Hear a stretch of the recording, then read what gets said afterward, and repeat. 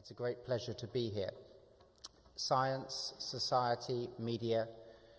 Let me talk about some of these things in the context of the internet, perhaps the single most powerful force of change in the world of knowledge that we've known at least for 600 years.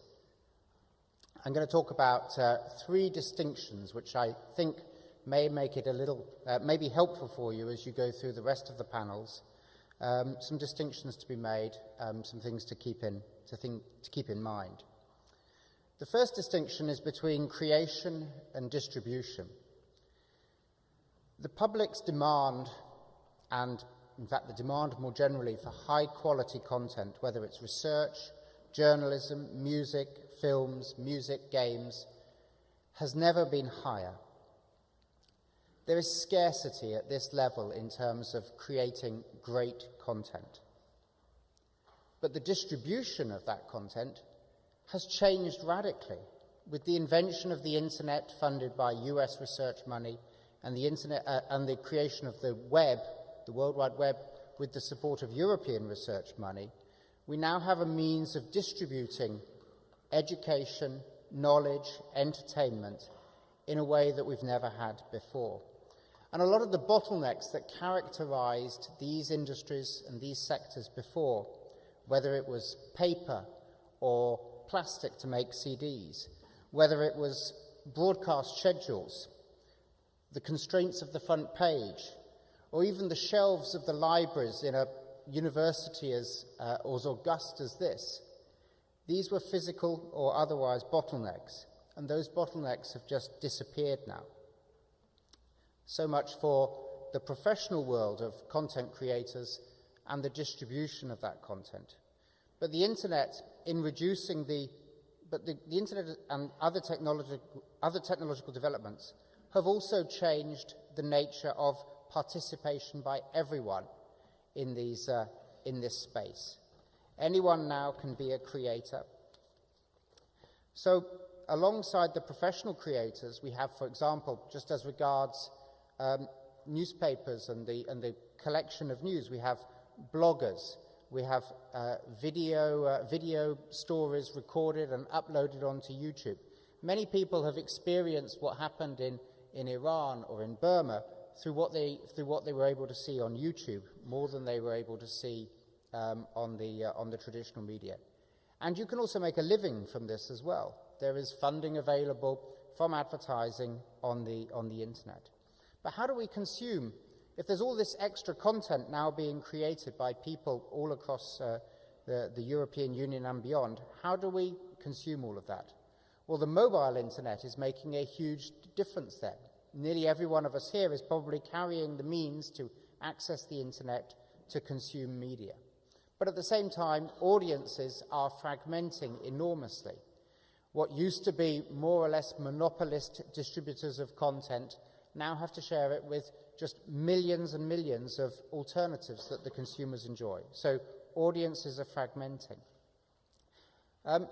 All that content means that, nonetheless, consumers place a huge value on people that can help them find the content that they're looking for on the internet.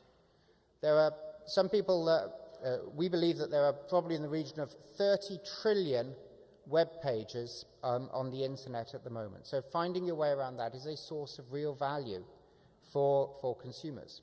Now, the ability to find content on the internet is often referred to as discovery. And discovery can happen in lots of different ways, but two main ones are search. This is what Google does above all else, right? As humans, we seek knowledge.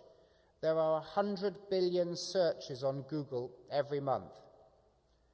And we employ thousands of engineers to make sure that when you make a search, you get back an answer that is relevant to you. But it doesn't only have to be done by algorithms. There is a new phenomenon of, well, not so new now, of social networks. So for me, my news editors, so to speak, are the people that I have chosen to follow on Google Plus or on Twitter, and the choices that they have made in what they're going to post on those media. Put it in different terms, It wasn't a music company that brought Psy and Gangnam Style to a global stage. It was a social network and people realizing that this was wonderful content, learning from each other and sharing this information. So discovery is a very important phenomenon when you've got so much content on the internet, but it's done very differently now to before. And that raises the question of responsibility. It is clear that as companies that help find our way around the vast World Wide Web, we have a serious responsibility in ensuring that we do that in the right way, and that also the other companies from the internet world help people find content in a responsible way. And above all, we want to make the internet useful for everybody. But how does all of this play into the research world? And this is my last point. The computing power that we have available doubles every 18 months. And what that's led to is my third distinction.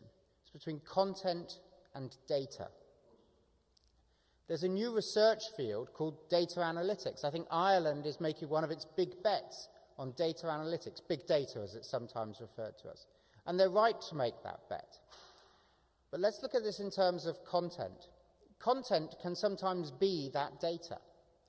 So if you look at a web page, you read it, you learn something from it. But when Google reads it, we look at it for the links within that page. The metadata within it is what helps drive our search engine. Or if you look at, for example, the official journal of the European Union, every day in 23 languages is published the laws of the European Union. Now, these official journals are content if you're a lawyer, very fundamental content, it's the law. But for a machine translation technology like Google Translate, this is data, because what we do is we learn from human translations in order to develop a machine translation technology. So what was content for the lawyer is data for the machine translation technology. Now, copyright is a policy tool designed to promote creation. But the question that begins to emerge now is what is the right copyright, how does copyright interact with a world based on innovation built upon data? And that's a question that's being worked out in Ireland, it's being worked out in Canada, Israel, Singapore, the United States, and they're trying to strike a balance between promoting creativity and ensuring that innovators can innovate. And that I think is going to be a very important theme as we go forward. Mr. Bonvicini talked about the need for intellectual property reform, and I think this is an area where we need to look. But if content can be data, data can also be content. With the advances now in data visualization, for example. So when there was the horse meat scare across Europe, the Guardian newspaper, a leader in this area, they went and they tried to find the data about trade in meat and in horse meat, and they turned it into a really accessible graphical format that anybody could access. So they took data and they turned it into content for a modern newspaper, providing important information for people to be able to make decisions. So three distinctions that I encourage you to keep in mind. There are huge opportunities for creators, but distribution is being radically changed by the internet. With content abundance comes a new value for consumers from the ability to discover the most relevant content. And we need to understand the distinction between content and data. Thank you.